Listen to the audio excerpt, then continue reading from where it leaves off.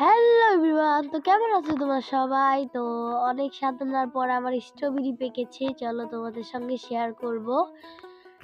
তো আমি তোমাদের সঙ্গে শেয়ার করেছিলাম ছোট্ট একটা স্ট্রবেরি, সেই স্ট্রবেরিটা আজকে পেকে এই অবস্থা হয়েছে।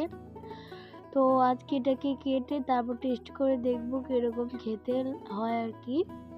বিসমিল্লাহ। তো ছিঁড়ে নিলাম স্ট্রবেরিটা গাছের। তো এখন খেয়ে টেস্ট করে দেখবো কিরকম হয়।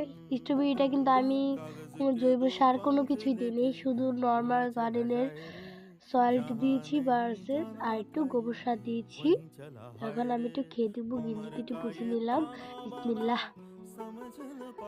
মাশাল্লাহ মাশাল্লাহ, অনেক মিষ্টি আর একটু টক টক, বাট আমার কাছে অনেক ভালো লাগছে মিষ্টি মিষ্টি। তো আমি এতটুকুই খেলাম, বাকি সবগুলো আর কি এটা কেটে সবাইকে। তো আজকের ভিডিওটা এই পর্যন্তই। টাটা, সবাই ভালো থাকবেন।